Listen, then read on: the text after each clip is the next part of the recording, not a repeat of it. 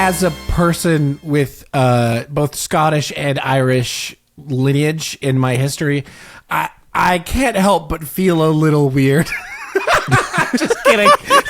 Just imagine being like, actually, it wasn't the Irish. That's the opening. That's the starter, fellas. We're talking about Sinners. I think the way that this movie treats Irish people is a little unfair, and here's why. No, I'm kidding. The weird vampire cult is not indicative of our culture. Vampires not cool to the Irish, actually. So no, we didn't start that shit. Anyways, Sinners is amazing. Yeah. So, Sinners rules. There's so many places to start here. They did it. We did it, boys. Yeah, we did Movies it. We made are an original a very adult-oriented movie that is doing really well at the box office. Question. Yes, yes.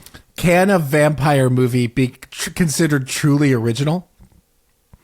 Question. You know what I mean? Like, it's borrowing so much of because, look, the answer is yes, 100% yes. But just an interesting thought experiment, I guess, is can a thing that it a type of, I guess I don't know, it's an interesting question. No, it's a fascinating question. I think you could do that with a lot of these movies. Like, can you make a truly original Alien movie anymore? Alien, as in alien, not just an alien. Yeah. Or a Predator movie, or a whatever. Because you're right, they kind of are the same thing. Yeah. However, I think the most interesting thing, we've had a bit of a vampire renaissance. Very much so. That was going to be one of the things I was going to bring up. Between a Midnight Mass, a Nosferatu, and they're all taking varying degrees of very traditional. Yeah. The thing that I think Sinners does so originally is it's cultural implications of vampires and all of the things it has to say. The setting, that's where the originality comes from. Is you take this I don't know if you call a vampire an archetypal character. I don't know if that's. I mean, something along those lines, and you plop them into a different situation, and you make them a character. That's what makes Remick in this movie so interesting. He's a very fleshed out character. You know what I mean? Yeah. He has motivations. He has wants. He has a personality. Yeah. That's where the originality comes from, for me at least. I mean, I don't know. That's a fascinating question. Yeah, it's a genuinely fascinating question, because now it has me running on can you make an original zombie thing anymore? Is there a way to actually do it where it's not just we're going to change the rules of zombies and here we go? Because at that point, is it a zombie? You know what I mean? Exactly.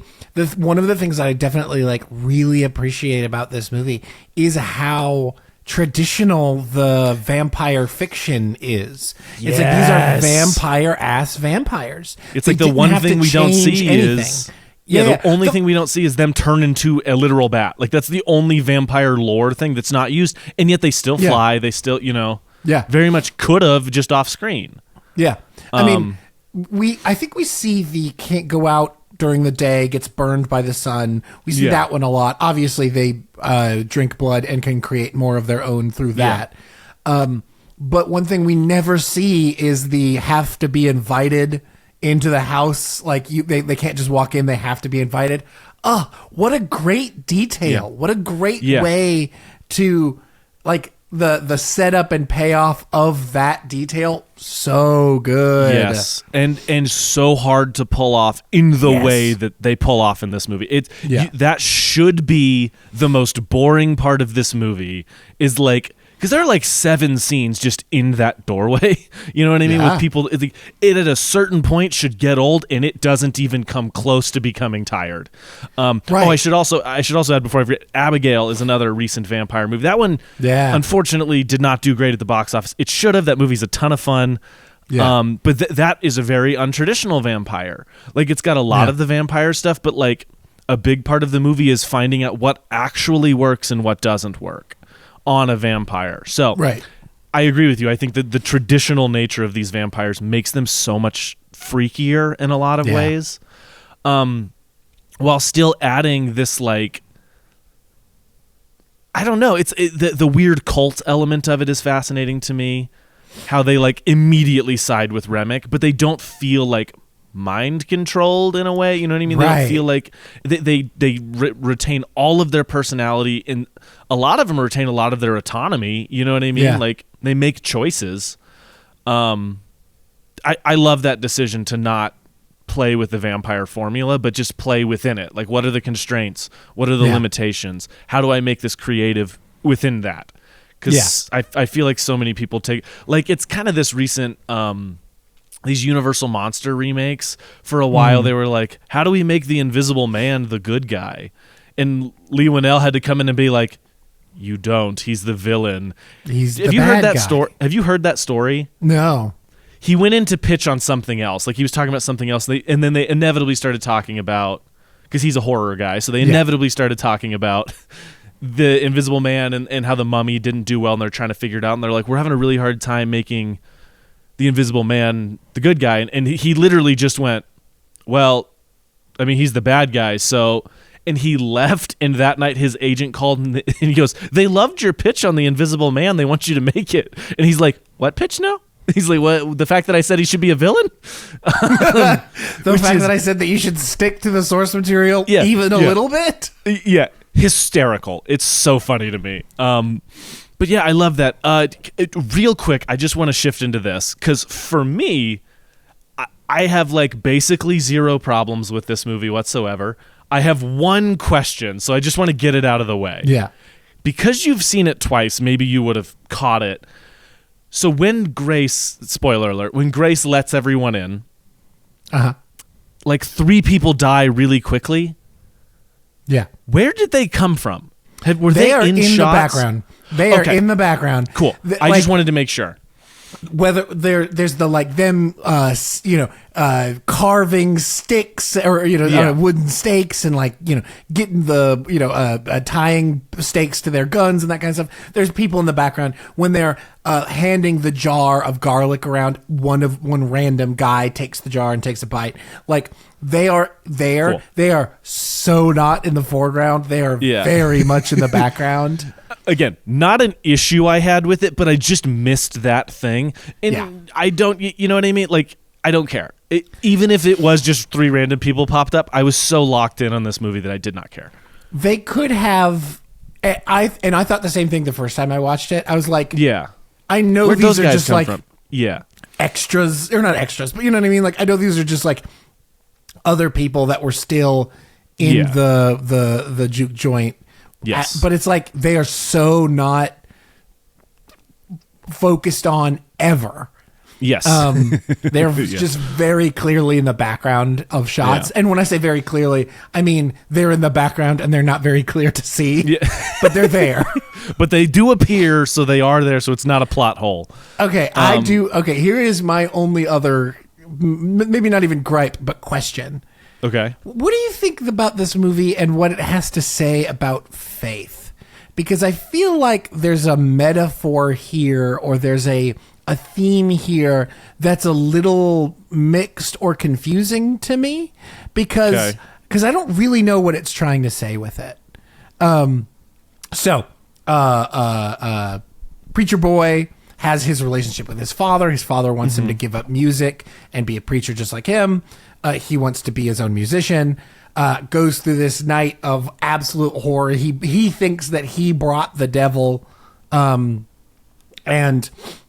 when his father confronts him about this and says to give up his evil ways, he decides to stick with it. All right, that's great. I love that storyline.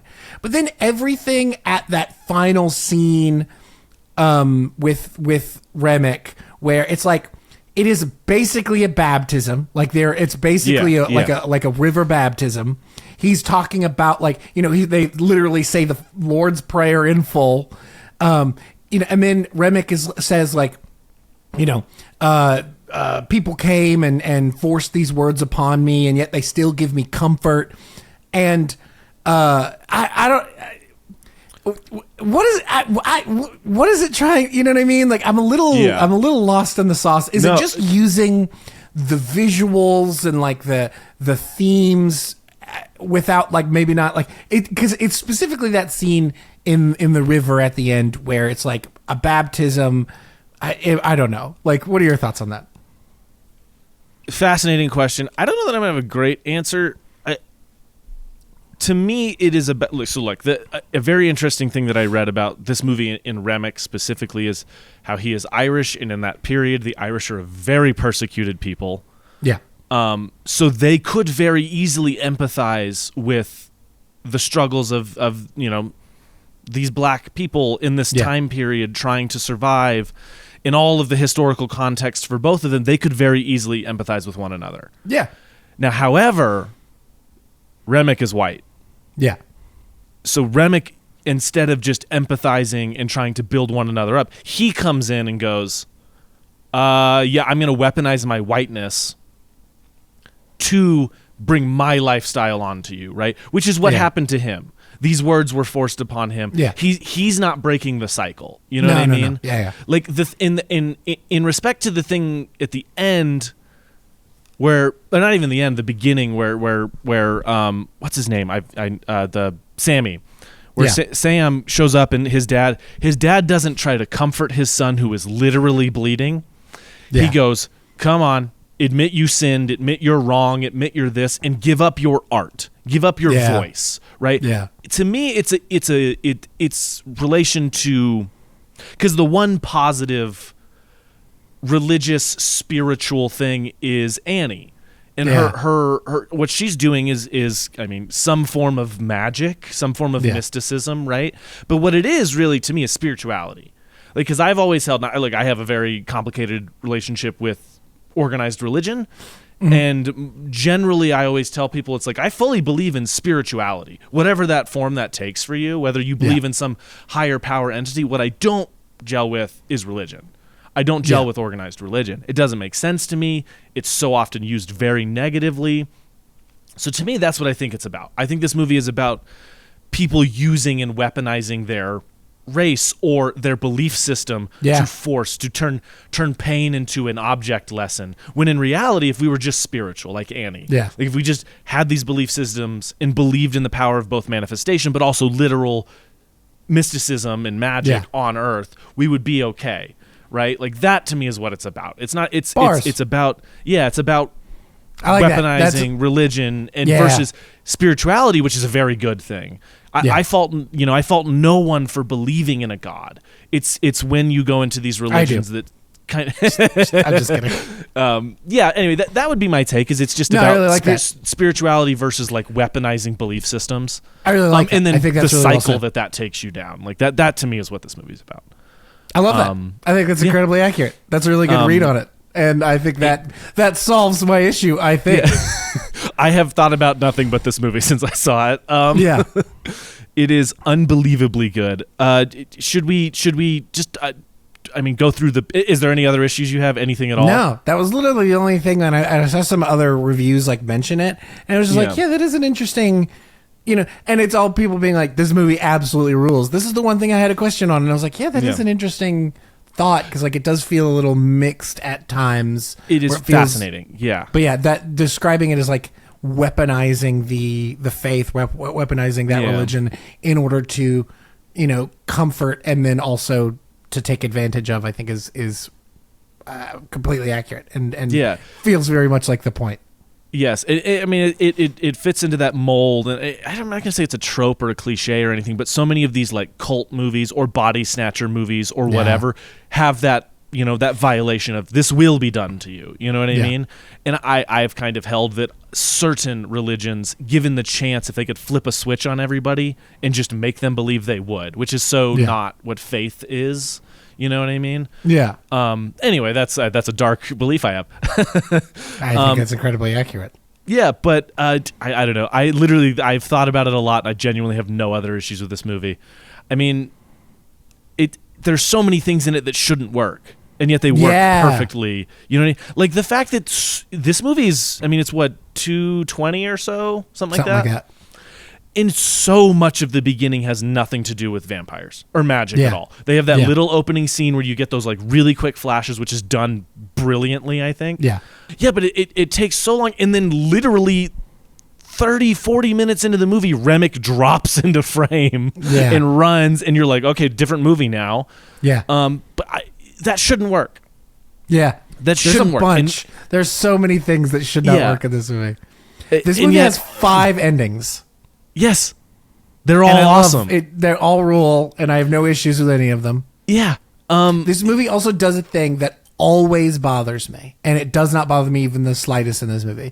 It's when it uses flashbacks during important scenes to be like, hey, do you remember this? Yeah. But it's like, it is so well handled in this movie and makes sense within the narrative. And I was talking about this yesterday with Megan. So like, for example, like it's when, I can't remember the Chinese lady, Grace, the shop owner, Grace, when she's talking about her daughter and like, oh, she's at and we cut to the flashback of her at the we see her again. All right. That makes sense. Like, she is seeing her daughter's face. She is wanting to, that was the last time she saw her. She wants to go make sure she's safe. All right. That makes sense. Where it works even better is when it's spliced in with new footage we haven't seen yet. Oh, that works so well. Like, it's when at the end, Michael B. Jordan, Smoke is rolling a cigarette, and he's seeing flashbacks of the memories of them arriving at the juke joint that night and like getting it ready. It's like, but we're also seeing it intercut with other footage we've already seen, as well as new footage we haven't. Like, oh, that works so well. And it also really makes a lot of sense in the narrative, meaning like the music we remember past and future. Like at the very beginning of the movie, we see the flash of the future as well as his memories of the past. Like, all of that works so well because it's part of the narrative. It isn't just like the editor doesn't trust us to remember a thing that happened 30 minutes ago. Like, and that's like not part of it, but for sure, it's so much more. It's so much woven in, so much more naturally, and it makes so much more sense. And usually that drives me absolutely insane, but it works so well in this movie. Yeah, like the other thing is that last shootout should not work. It feels so like on top of everything. It feels so, and yet for so many reasons. So some very like meta contextual, some very narrative. Like, I did not think about it once while watching the movie, but afterwards I was like, oh, Stack is in there. He's the protector of the two of them. He's protecting his brother one last time. Yeah. And it's like, I didn't even for 1 second think of that in the movie because I was so engrossed in like, what's going on? Like, why is he doing this? And then they show up and you're like, okay, he's killing a bunch of clan members, which is never a bad thing. I'll watch that any day. Yeah. But then there's that added level. But then on top of that, this movie has like 1,000 layers to every decision made. Where you're like, when he rips off the protection bag, you're like, why is he doing that? And to me, it reads as like, there's a reading of this movie, and I don't know if this was intentional, but there's a reading of this movie where the main core cast are the 7 deadly sins. They're represented in, it's really fascinating. Where like Smoke is wrath. It's like all of there are various readings. I don't know that that's true or not, but it is a great reading of the movie itself. But it's like, I liked this idea of a character who goes, I just lost everything. I'm going to take this thing that protected me literally and my belief that it protected me my whole life. Yeah. And I'm going to throw it away and I'm going to welcome on this one last righteous vengeance. You know what I mean? I want it to find me and it's going to feel my wrath. Like, brilliant. Like, dude, there's so many of these things that are like, this shouldn't work. And I think that's the power of, and I think you and I both agree on this, the generational filmmaker that is Ryan Coogler. Like, damn straight. Yeah, and I think you and I both said this since Creed. You know what I mean? Like, Fruitvale Station is, by the way, brilliant. Have you seen Fruitvale Station? Not yet. Incredibly tough watch. You very much have to be ready for it. Yeah. Great movie. But then when you follow that up with something as also incredibly great as Creed, it's like everybody should have clicked in that moment of, this guy's one of the best to do it right now. Yeah. Like, he's going to be a guy we talk about in 50 years as one of the greats. You know what I mean? And his hearing him talk about the movie is amazing, how personal it is. Do you know about the deal he made for this movie? Have you read up on it? Yeah. Why is this controversial? I don't know. Tell the deal. To people who don't know, what's the deal? So the basis of the deal, and this isn't like mainstay common. I would not call it common. It is not that uncommon, though. It's not that rare. Quentin Tarantino has done it. A bunch of these filmmakers have done it. Essentially, when you make a movie, the studio funds it. The studio owns the movie. You may own a part of it. You may get residuals. You may that kind of thing. Ryan Coogler made a deal when he sent this out. He said, highest bidder wins, but here are my conditions. And the conditions laid out are that whoever wants to pay the most will get it, but I get the rights, period, in 25 years. So in 25 years, the rights of Sinners will not be owned by the studio. They will be owned by him. That is not uncommon. Are we talking about inappropriate or shitty? Like what about that is bad? Like hearing him talk about it too, where he's like, this movie was so personal to me. And also the subject matter of the movie makes this make perfect sense why he would want this. Yeah. It has bothered me so much that people have done this. Did you see that Variety article? Have you seen any of the controversy there? So no. Variety opening weekend was like, Sinners made $60 million opening weekend, but it was a $90 million budget. It's a long way from profitability. And then in the article, they break down all of that. And then this weekend, they released an article about The Accountant 2. And they're just like, it made $25 million this weekend. Movie stars Ben Affleck and John Bernthal, a sequel to the... That's it. Yeah. I was like, in what world is $60 million for an adult-oriented R-rated movie bad? An original an indication one. Of failure. Yeah. Yeah, it's like, dude, that movie, no matter what, will make the studio and Ryan Coogler a ton of money. Whether it makes it in the box office, I don't know. But why are we measuring all art off of financial viability? When in reality, this movie is making money. Tuesday night showings in the 70 millimeter format are impossible to get into because people want to see it. Its second weekend had one of the lowest drop. It had a 12% drop from opening weekend. Unbelievably low. Yeah. And that is because it has strong word of mouth. One of the lowest in 15 years. Yeah. Like unbelievable word of mouth, unbelievable talent. I don't know why this is the one. And I mean, I know why.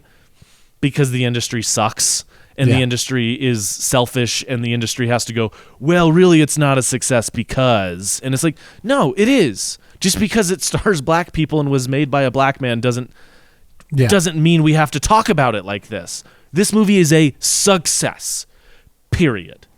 Yeah. I'm baffled by the discourse on that end of the movie, especially when the word of mouth has been nothing but this movie's incredible. Please go see this movie. I want to see it again. I've seen it 2 times. I've seen it 3 times. I'm seeing it in IMAX. I'm seeing it in 70 millimeter. Yeah. What's going on here? Like, when me and Megan bought tickets to go see it this weekend, every single showing was basically completely full. We were in one of the front rows. Mm-hmm. It was so packed when we bought tickets. Like, it is absolutely flying off the shelves right now. It is so popular. It feels so good. And look, here's the thing. If Minecraft was doing well and didn't have all the chicken jockey stuff, I would be super happy for that movie. Look, I saw that movie. That movie is not for me. But the thing that I appreciate about it is people are going to the movies.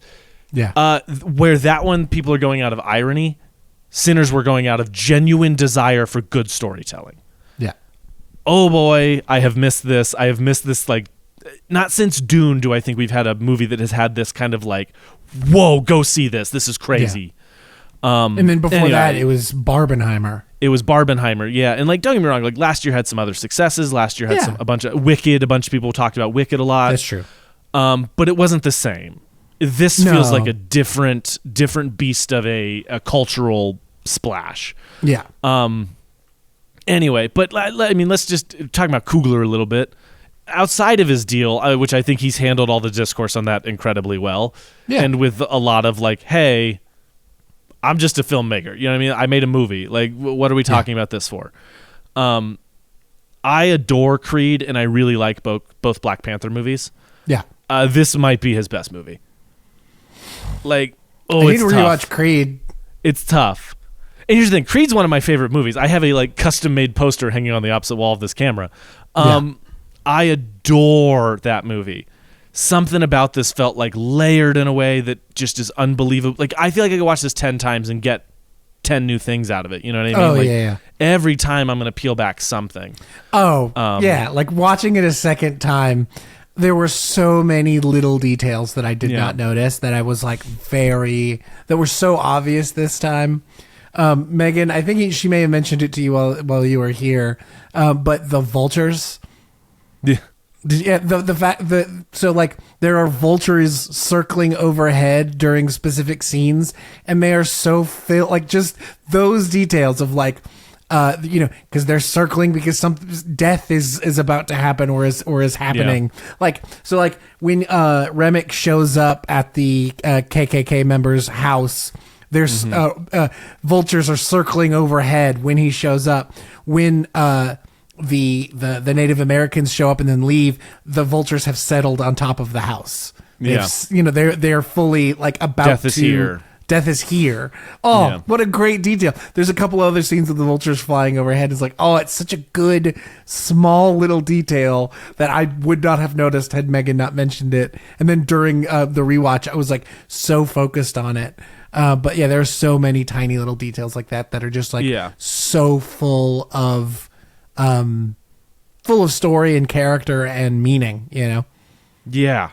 I mean, like I said, it's one of those things where I walked out and I had a deeply thorough experience. I loved it, and I've heard so many reads, like the 7 Deadly Sins read, the fact that the town is a literal sundown town. Yeah. In both vampire ways and in just other ways. Like, you know what I mean? Like, all of those things. Like, for me, the read of, like, Smoke at the end of the movie has all this guilt because everyone died because they were there. Yeah. And then he finds out everyone was going to die anyway. Yeah. That is such an interesting thing.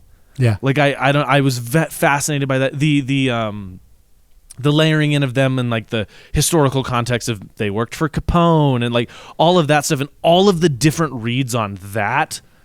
Unbelievable. I mean, just there's so much to talk about. It's like a kind of a baffling movie to talk about because you really do kind of just need to sit there and watch it and pause it and go, okay, here's this thing. One of my favorite details is it's right at the very end. He has the cigarette in his mouth. He starts to like die, and so then he sees Annie with their baby, and then she says, "Put out that cigarette. I don't want any smoke to get on him." Mm-hmm. But is she talking about cigarette smoke, or is she talking about because she says Elijah? Put out that cigarette. Yeah. So it's like, is she talking about the cigarette smoke or all of Smoke's baggage? Yeah. Yeah, like him as a human, all of that baggage. She doesn't want that to get on the baby. Like, what a good line. Another detail is that he can't roll his own cigarettes. No, really? And throughout the movie, I don't know if he literally can't, but he can't in the end. And throughout the movie, Stack is the one who rolls the cigarettes. I didn't catch that. Oh, the other thing I noticed, Smoke does not smile one single time in the movie until he is holding that baby. Yeah. Beautiful. Like, and dude, we had a theater and people were immature about the nudity and sex stuff in this movie. Or just the use of the N-word. Like, anytime that they said the N-word, whether it was like for a joke, because there are times where it's like, used as like a punchline for sure. This movie is funny. It has it has a great sense of humor. It's a very funny movie. But there are times where it's like, man, they just said the N-word and the freaking idiots behind us were like chortling. I'm like, oh my God, shut up. It was lame. It was bad. Imagine spending over $20 a ticket just to go and talk over the movie. At 11 o'clock at night. At 11 o'clock at night on opening weekend. Yeah, insane. But the choice to have her like breastfeeding in that moment is like such a specific and nurturing choice. You know what I mean? Like it's this movie's ability to be so unafraid of those things that makes it amazing. Like, and I want to talk about the director of photography, and I'm gonna mispronounce her name. Autumn Derland. Arkapow, I don't know how to pronounce her name. She's brilliant, and holy shit, she deserves an Oscar nomination, and if not a win. We're early in the year to tell on that, but I want to talk about that scene, the one take scene where Sammy plays in the juke joint, and we like transcend space and time, and there's all these. Every fiber of my being, if you told me that on paper, I would say that is not a good idea. That won't work. Yeah. It'll be silly. It'll be silly to all of a sudden have a guy playing an electric guitar. It'll break the story. Yeah. It works flawlessly, beautifully, and if this movie didn't have it, it would not be nearly as good. Yeah. The way that is represented sets the stage for everything, because this movie and Ryan Coogler's deal is so about how all of these things came from this type of music and these types of environments and how they were stolen and co-opted by other communities. That scene, like, oh man, talk about movie moments where I'm so glad that I got to experience that in a theater without having known it was coming. You know what I mean? Like, the way she moves the camera, the way her light has weight to it. You know what I mean? Like, the surrealism of it. I mean, like, it even takes it past just going around the joint and having all these people there. It, like, the place lights on fire and goes out, and like everything about that scene is so masterfully executed. Like, very, very rarely do you think like, wow, there's no way that I don't know how this was translated from one person's head into another person's head and then executed like this. Like, it felt like they melded into one person and just made it's crazy. Yeah. Oh, the talent on display in that sequence from everyone. Across I'm the board. sure the grip team, all of the extras, all of the lighting, dancers, the camera operator, who, by the way, was hauling a IMAX camera with film that had to have weighed 60 to 80 pounds after you get all the rig and stuff, and who did it. I mean, you had to have done that take a lot, right? Like, anyway, I think she needs to be commended as much as literally anyone in the process of this, because her work on this is brilliant. And also a fun thing about Ryan Coogler is all of his movies have been lensed by women, which is amazing, and I love that, because that is the job that we need more women in film, and more than almost anything, directing and directors of photography, because there are very, very few women who do it, and all of them are great, so I don't understand why we're not getting more. True. Anyway, that sequence, I was so taken by it, and I've thought about it pretty much nonstop. Even like my brother, who likes movies but is not a film guy, thought it was one of the coolest scenes he's ever seen. He's like, that was incredible. Like, sometimes an idea, like, again, if this wasn't a blank check movie, that would not be in the movie. You know what I mean? Somebody would have been like, this doesn't work. Like, and then the other thing I want to talk about is the trope in a movie where there's supposed to be a brilliantly talented person, and then the actor can never live up to that idea. Yeah. The actor who plays Sam does, because when he started singing the first time in that car, I was like, holy God. Like, do you know he had to learn guitar for the movie? I did know that. Isn't that crazy? This is also his first acting gig. Yeah. Like, incredible. Where did you find this man? Who knows, man? Who knows? Anyway, that's genuinely a shocking thing. The other thing that, like, I can't believe how well it worked is the fact that there are two Michael B. Jordans and they are just twins. They are two different people. Like, I only think about it both times during watching or actually for the first time during watching the movie. The only time I thought about it was that very first shot of the two of them passing the cigarette back and forth. Where I was like, wow, that's like show-stopping incredible of how well that works. And then I never thought about it one more time. Those are two separate people. The idea that they are the same person is insane. And then during the second time I watched it, the only other time I thought about it was during the fight. Yeah. Every other time during the movie, I'm like, those are two separate people. Yeah. Like, well, and so I don't even know how many shots they are together, together, because they're like two separate people. So why would I think about that? You know, talk about the melding of performance and craft and visual craft. You know what I mean? Yeah. Like, and the way they did that opening shot is so cool. And I think the part of the reason you think about it is because there's not two Michael B. Jordans.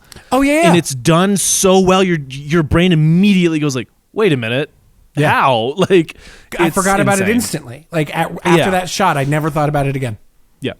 Michael B. Jordan gives a career best in a career that has been filled with career bests. You know what I mean? Like, every time he does a new movie, you're like, well, that's the best he's ever been. Like, yeah.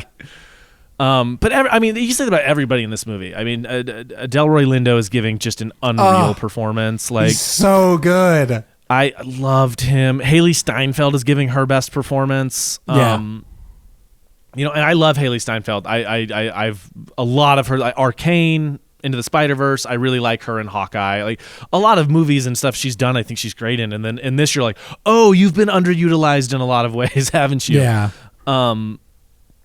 This movie's so good, dude. Yeah. Like, I feel like there's a million other things we need to talk about. Is there something else that we haven't talked about how we saw it and why I think this is a specific. So we talked about it last episode, but we went and saw it in the 70 millimeter IMAX, one of 10 cities in the world to get the format. Crazy. I thought it was in the US. No, it's in the world. In the world. They have to fly in projectionists. Like one of our projectionists was from the UK. Yeah. It's unbelievable experience. It looks so good in that format. Yeah. It's almost unfair to the movie in any other way. I'm sure it's not. I'm sure your experience was just fine. Just as good. Maybe not just as good. It's so different in really fascinating ways. Like it is so much like there's so much more character to the image. It's so much softer on film. Like it's funny how like all of the film, like obviously you still have the grain and all that kind of stuff, but all of the film stuff is like, it's so much like sharper and clearer and like digital in a way that's like a really fascinating way to watch it, where it's like watching it in 70 millimeter IMAX on actual film. It really feels more time appropriate. Like it really feels like a movie being pulled from that time, as opposed kind of to like Jesse James, like when we went and saw the assassination of Jesse James, like how it has that, we went and saw that in 35, so like it has that similar thing. Very much so, where seeing it, the digital projection of it very much feels like a movie from 2025 being shown in 2025. It's just like fascinating to really feel the difference, because again, like, and then like obviously you're missing out on like the 7-story tall image, going and seeing it in a regular digital screening of it at an Alamo. But even then, still incredible, still absolutely gorgeous. Like, well, and it doesn't take away anything. Just the 70 millimeter just adds so much. So the unfortunate part about this movie is I know you are not always the biggest fan. I doubt they bother you in this one, but I know you're not always the biggest fan of like aspect ratios changing a lot. Yeah. This movie has two very specific moments where it very specifically makes you think about the aspect ratio change. Yeah. And I think that's important to the story, to the movie, right? These are these moments where we're opening up to something new or opening up to a new danger. Yeah. I think they're important. So when you see it not in those formats and those things don't happen, was it a weird moment watching it different? I didn't while I was watching it, I wasn't thinking about it. Like I wasn't being like, oh, well, this feels very different from the first time I watched it. I was so engrossed in the story that like I didn't feel I didn't feel it being missing. Yeah. That being said, like those sections do have a weightier punch in a way that you're describing than they did in the screening that I saw in a non-IMAX format. Right. Because regular IMAX screens did get that change in aspect, but not to the same degree. No, definitely not to the same degree. Because we had the full image. Hey, weird thing about this, and I hope movies like this and Dune and Oppenheimer have pushed this, because only 15 movies ever have gotten this exact format, like IMAX film 70 millimeter releases. That's why there are only 10 screens in the world who can do it. Yeah, that can do it. I hope these things start pushing that we make more of these IMAX screens. Yeah. That they become more available. And the thing that I'm really happy about is they announced the home release of the movie. I mean, obviously behind me you can see a tiny fraction of my Blu-ray collection. Actually, most of my Blu-ray collection if you're watching the full thing, but some stuff above. But Dune did not have the changing aspect ratios. Dune is shot like you get it, you don't get the... And it bothers me because we saw that movie in IMAX and it's brilliant in IMAX. Why wouldn't you put that on the disc? They announced that Sinners will be getting it. And I'm glad because, again, I think it's part of it. The choice to have it like open in frame, not just cut to a new shot, is important. It is a creative choice. Yeah. And so I was super happy to hear about that. And I was curious how it was otherwise. I mean, the movie's great no matter what. I'm not going to tell you that the image is still gorgeous no matter what. It's just 100%. Different. You know what I mean? It's like... Yeah. There are times like there are like establishing shots or like just shots of like the sky where it's like those like really kind of feel different. But then there are actual like moments within the movie where it does do those shifts where it's like, it's funny. I felt the more, I think in those like establishing shots and those kinds of things where it's missing more than it does during those like big changes, those big shifts. Because again, I'm so engrossed in the story at those moments that I don't like feel it missing as much, if that makes sense. Yeah, totally. I mean, movies. movie good, y'all. It's just an unfortunate thing that a movie this good, the intended format is only available to such a small number of people. Like I just happened to be very lucky that I was in town when this came out and I got to go. So because I imagine the closest screen to you that can do it is L.A. For sure, closest screen to me would be L.A. So I just very fortunate that lined up. You know what I mean? And very sad to realize only 15 movies have gotten it. But I mean, let's just talk about the box office in general the last couple of weeks. Between Minecraft, The Accountant 2 is pulling in like 25 million domestic, I think. Like, box office is having a bounce back in what is the worst box office year of all time. Yeah. And it's so nice. Look, The Accountant 2 is a sequel, but it is a sequel based on something that had no IP. Yeah. That's different. You know what I mean? It's a different thing. So the fact that it got a sequel, the fact that that was a very modest box office success. The first one was, and so the second one's made for like I think $60 million. Oh, good. A mid-budget movie. Adult action movie that isn't based off of a comic book, like that's doing pretty well. Is at it the R-rated box or PG? It's R-rated. They're R-rated. Yeah. And then Until Dawn came out this weekend, and I haven't really heard how that's doing, but this is a great time. You know what I mean? Like, let's keep this going. Revenge of the Sith got re-released and is going above projections. It was projected to make 20. It's probably going to make 30, 35. Incredible. Yeah. And it comes out the same weekend that the Netflix CEO was like, movie theaters are outdated. Nobody really cares about them anymore. Your home is the better viewing experience. And we're proving him wrong with this stuff. You know what I mean? Go to the movies, man. If I saw Sinners at home, you don't get to say that and then put movies up for Oscars. Like, you don't get to say that and put movies up for Oscars. Yep. Like that should be they should lose the ability to. Fuck you. I agree. Like, that's terrible, and especially the garbage they put out so often. You know what I mean? It's like they make like one good movie, 1 to 2 really good movies a year. 1 or 2 good movies a year. Thank you. They don't make with the them, exception they of like them. very few. Yeah, like The Irishman. Netflix put the money up for that.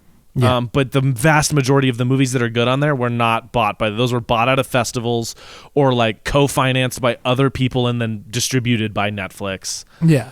Make no mistake, Netflix is not your friend. You know what I mean? Yeah. They the second they win the movie theater war, they will just put nothing but they're asking for scripts that are dumber. Like Pete Davidson has that great clip where he's like, "No, we want scripts that we can turn into shows that you can watch while looking at your phone, while playing games on your phone." There's so you're constantly having characters go, "Hey Shane, how are you? I'm doing great, Ben," or whatever. Like that is part of the deal with scripts is they make you put nothing can be in their head. Everything has to be said out loud. Yep. Everything has to be said out loud. Which is a thought in their head. It's like that is part of the deal that people are making with Netflix is like these changes that they're requiring are they have to say this out loud because you have to be able to watch it on be looking at something else on your phone while watching the movie using heavy air quotes here. Yes, because they look like garbage.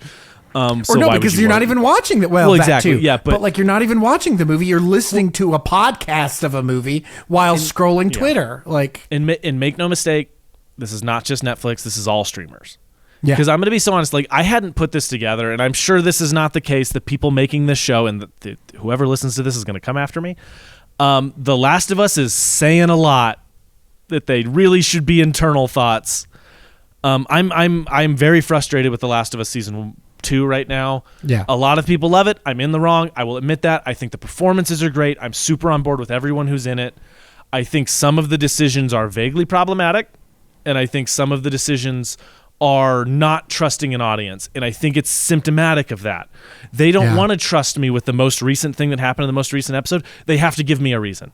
I can't live with I'm so stupid that I can't live with the fact that I don't know why this was done. So they literally give a character a monologue explaining their feelings and why they're doing it. They just say their motivation. And it's like, there is no part of me, you cannot convince me that that was a better decision than what the game did, which made me wrestle with the fact that this happened. Yeah. I think that's symptomatic of streaming, we got to dumb down these scripts. We have to do this. And my fear is that it will just permeate prestige television, and then we're fucked. Like, you know what I mean? Like, it's a very sad, unfortunate reality of movies. So it's why when Sinners comes out, that is so adult and is so subtle and overt and has a million layers and a million different readings, comes out, it's so important that we see them and that we preserve them and make them these popular things. So I'm very glad. See them in the theater, and then we buy the physical release when it comes out. Yes. Go buy that on Blu-ray. Go buy it on DVD, whatever. Go buy it on VHS if there's a VHS version. Whatever. Go buy a physical version of it. Which has been happening more recently, funny enough. I know. Look, it's the preservation of film comes down to individuals more than anything. Yeah. And so buy your movies. Buy them. I mean, look, I'm a physical guy, but if you're owning your movies digitally, at least you own your movies. You know what I mean? No, you don't. If you own your movies digitally, you do not own your movie. Oh, I mean on a Plex or like a hard drive, like that type of thing. Oh, right. If you buy it through the PlayStation Store, you do not own that movie. They can absolutely revoke not. that shit instantly. Revoke it or clear. Yes. Or revoke it or just heavily change it for a reason. Like Netflix has tons of shows that have music that was not originally in it, because they lost the rights to that music and had to replace it. Like Supernatural is infamous for this. So I have it on Blu-ray, and I don't have to have the dumb, weird country rock song over instead of a Rolling Stone song at a pivotal scene. You know what I mean? Yeah. Like, so anyway, I preach ownership, and this is a movie about ownership. It's a movie about a million things, but so much of the discourse around this movie is a director owning his thing. I mean, this is an important thing. Own this. When this comes out, buy it, because that is how it's going to be just hard stop financially profitable, is in the long run. It very well may become profitable at the box office, but this movie deserves to just be a cash cow for all of the people who made it. Ryan Coogler should get another blank check movie off of this movie. 100%. Anyway, that's I don't know. Are there other things in the movie we want to talk about? Other things we missed? Other favorite moments? Anything like that? I think we covered all my thoughts. Yeah, it's deeply emotional movie, deeply adult movie. It has 2 Michael B. Jordans. If you haven't, you know what I mean? Like, the shot of Michael B. Jordan walking towards the camera shooting a Thompson machine gun is one of the coolest things I've ever seen. Yeah. While he's murdering KK, Klan members. Yeah. Oh, just to talk, I love the calm picking up the gun and turning and emptying the magazine in him after he begs. One of my favorite things ever. I loved that. Very good. There are times when being too much is exactly right. You know what I mean? Like, hell yeah. Fuck subtlety when we're talking about the Klan. Agreed. Anyway, so lessons on this one? Do you? I mean, it's still pretty fresh. It's still pretty new. Just let a man make a good ass movie. Trust the filmmaker to make a good film. When he's done it 5 times before, let him make another one. Like I had a friend in college. Yeah, let him cook. I had a friend in college who hated certain things, and he hated group note sessions. He loved one-on-one note sessions. Like, he was all about that. One-on-one or like 2 or 3 people that he picked. Yeah. He hated when we had to screen stuff in classes. Because he like, when I asked him, I was like, why does it bother you so much? Because I don't love it, but I don't love it for like anxiety reasons. Like, I just understand it's part of it. You have to do it. You don't have to listen to these notes. He's like, you can't make great movies by committee. Yeah. He's like, it has to be a core group of really talented, creative people. Your cast, your director, your writer if they're separate, so we'll just leave that in director in this case. Your director of photography, hopefully your producer, and your editor, right? Oh, in this case, take the producer out, Ludwig Göransson, because we didn't talk about the music in this movie at all. Which is crazy. Because there's so much to talk about. Yeah, the music is like one of the... I'm calling it here. That's going to be the best score of the year. There's nothing going to beat that.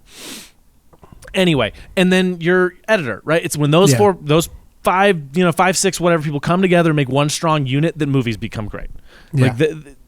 Like that's the lesson. It's just the lesson is not vampires are cool. The lesson is not action vampires are cool. The lesson is let talented people make movies with money.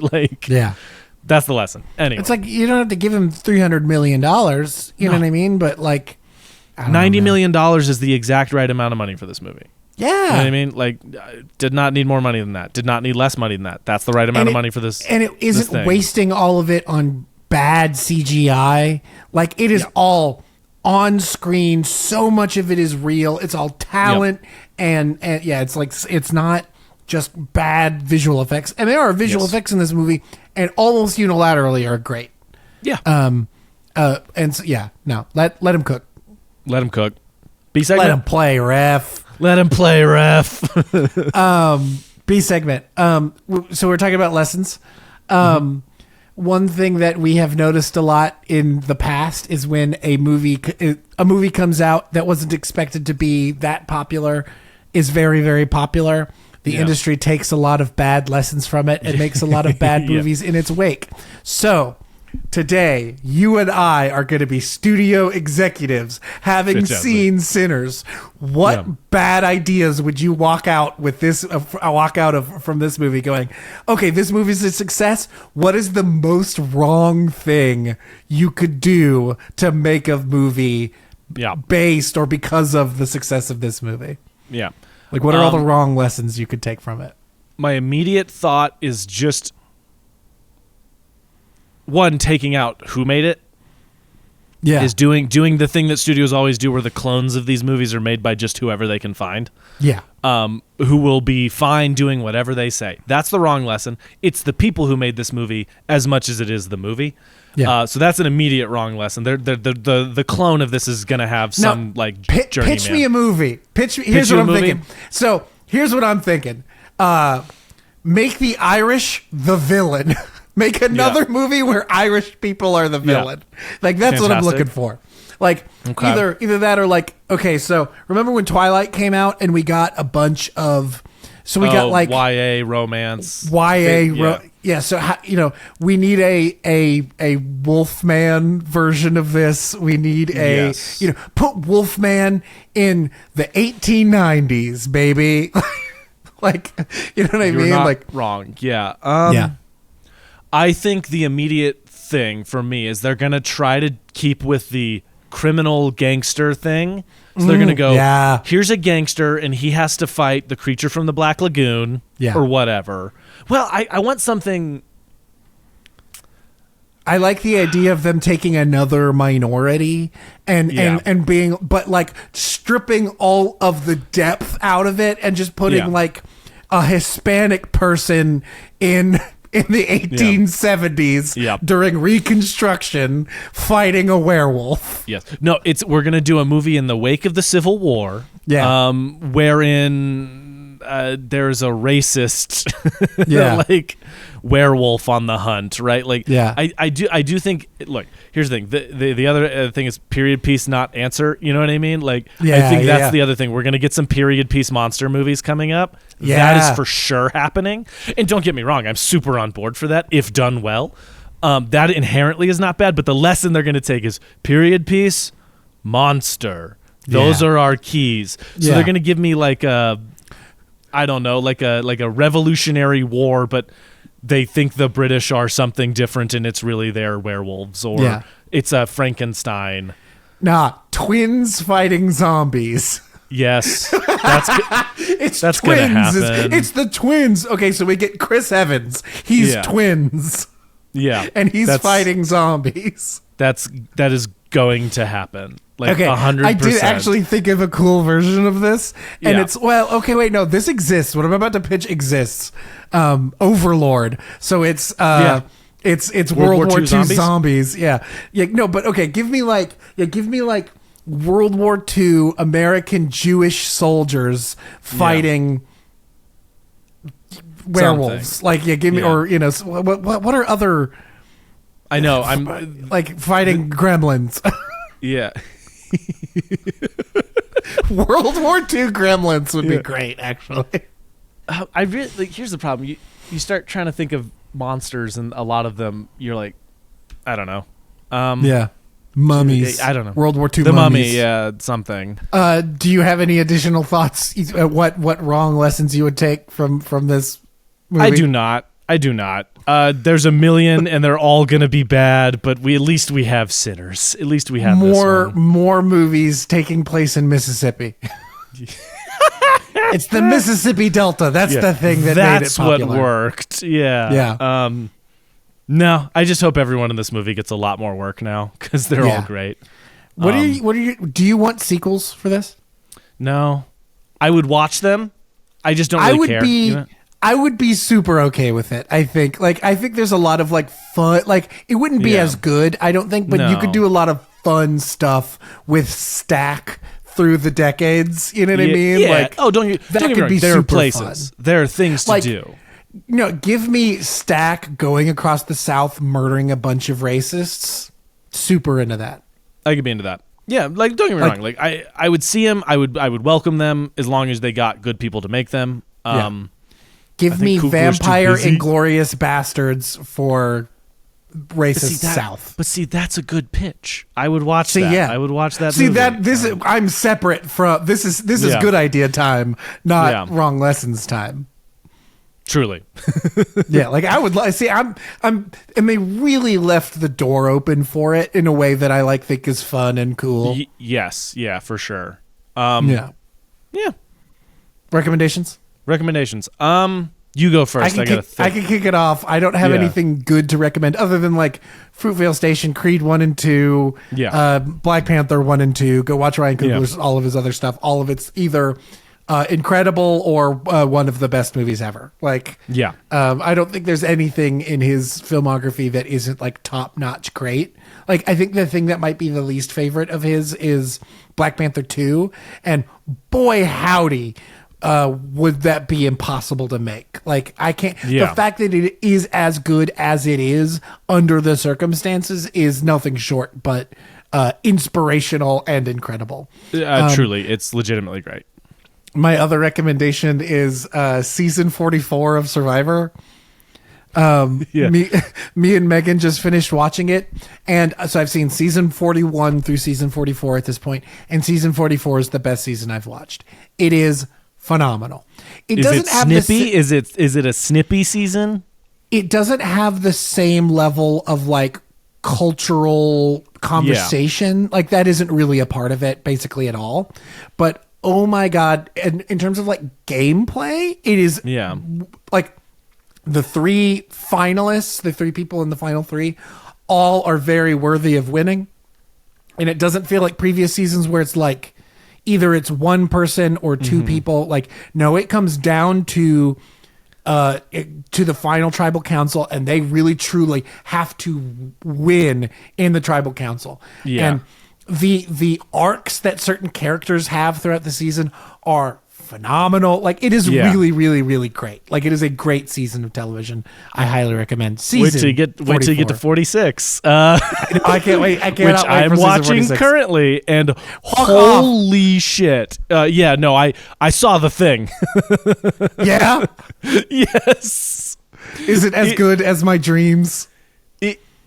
Little column A, little column B. There's part of it that's really sad. Like it's like, oh man, like, but it is crazy. Not only that, the season is crazy. There are like three or four things where Jeff was like, I've never seen this before. Yeah. Like it's nuts. It is an insane season of television. Go back and watch season 44 once you're done with 46. It's great. Like it is legitimately It's like I look at it quite a bit. There's like a ranking of every season of Survivor ranked, and it's like number 8 or 9. Season 44 is number 8 or 9 on that list. It's very, very well liked in the fandom because it's great. Like, I highly recommend season 44. Hell yeah, that will be the next season I watch then. I love Survivor. My recommendations: Survivor 46. Yeah. The Predator Badlands trailer looks really cool. Yeah.